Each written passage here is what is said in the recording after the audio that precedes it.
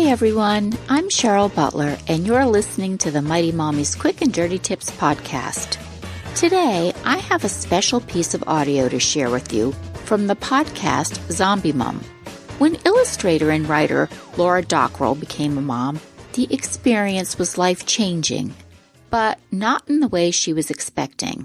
After a traumatic delivery and a diagnosis of postpartum psychosis, Laura realized there were plenty of aspects of motherhood that she hadn't expected.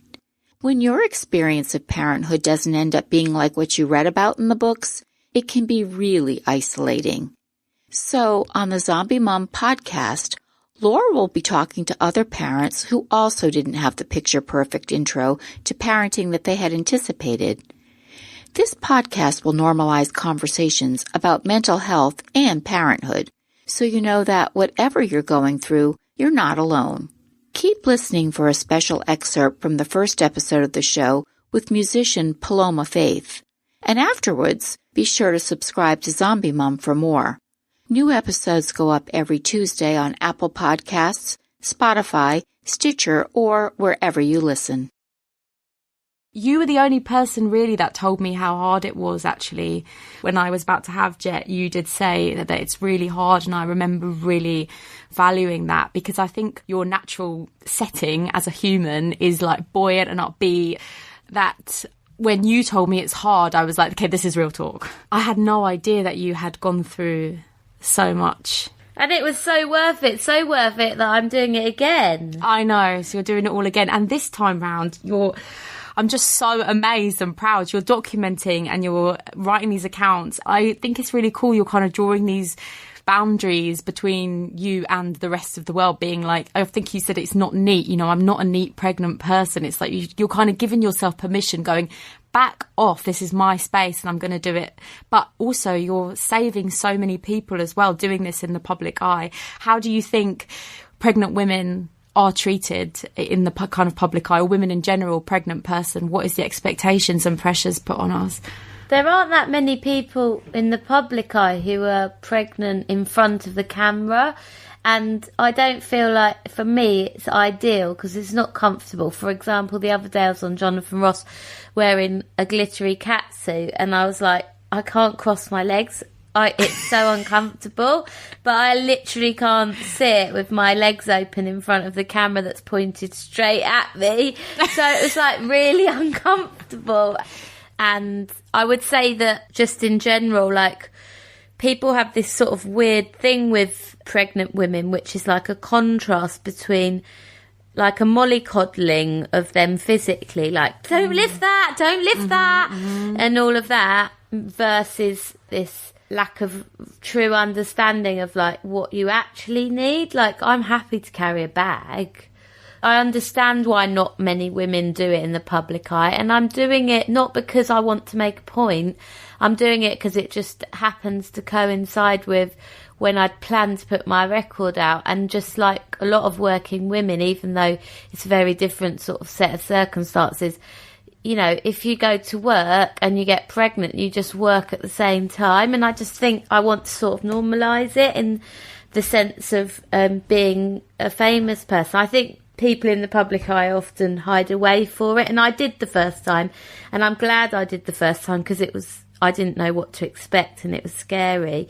It feels like we have like a get on with it attitude and especially, you know, if you're working as well, as you just said, and I actually love that. I didn't even think about it. It's so obvious. Like, why shouldn't you know, if a woman's still got to, if she works in a bank or she works in a school, she's a doctor, she still has to go to work. So why should you preserve yourself and hide like the most natural thing that you do? But also spinning plates, you know, it's like, you can't stop working. You're the one that puts food on the table. And also, I feel like that's so much of our identity as well, isn't it? Like, I noticed that I started to recover and feel better, not even just from my illness, but as what had happened as a mum when I started working. Yeah, same. And actually now I'm raising my daughter to know that that's what makes mummy happy. Like, when she says, why do you have to go to work? So that we can have food on the table. I say like, so that there's food, the light switch goes on and off, clothes, toys, and the best bit is it makes me happy. That is and I think that's so important for her to know that, like, work doesn't need to just be about finances. That's already an education from the beginning, isn't it? It's visibility. You're not showing this is mummies can sometimes do this and daddies can do this. It's there. And it's the life that we live. Totally. So you're pregnant again. How do you feel?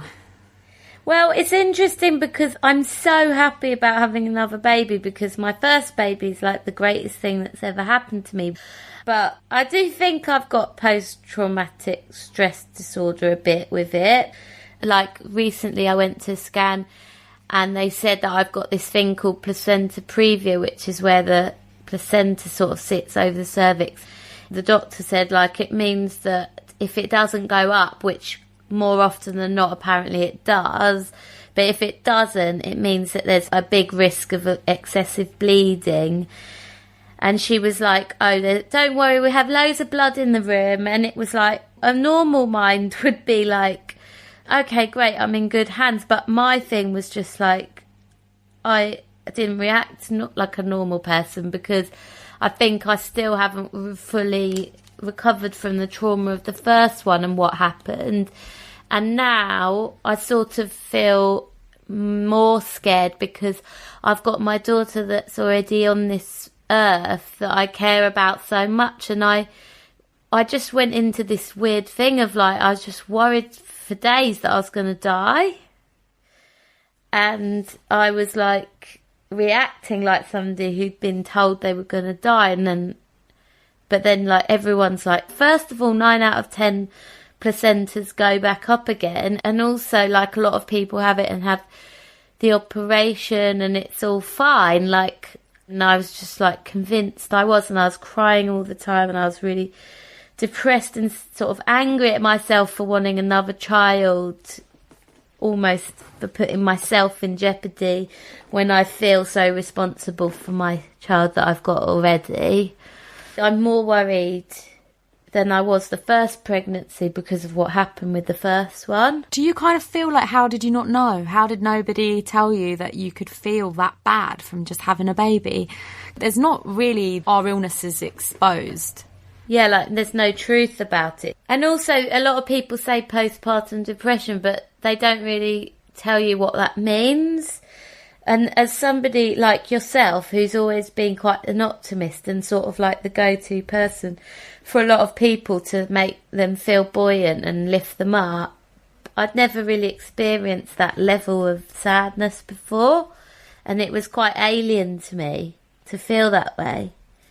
So now I'm sort of like caught between an overwhelming sense of joy that I'll be able to do it again, and that maybe I'll be able to rectify some of the mistakes I made before. I'm going to try not to doubt my relationship with my child or be so insecure about it, so that I can then accept help from other people. And I think last time I just tried to do everything by myself and it was too much. And going on tour with a baby of 7 months, and I just was like a mess. I was like on stage in like a poppy outfit, lactating. I was crying on stage. I remember you saying, and I know this is horrible because it's your like misery moment, but for me, you saying that, it made me feel so much less broken myself. Like, I was just like, God, it isn't just me. But you've got that image where you were like standing on stage singing with tears just streaming down your face. But that's what women are facing. That's what they're doing, aren't they? I just did it because I'd sold all those tickets. I remember on stage at the O2, and I was like saying to however many people fill the O2, it was like 20,000 people. And I was like, I'm just going to text the girl that's looking after the baby just to see if... And I stopped the gig to do a text.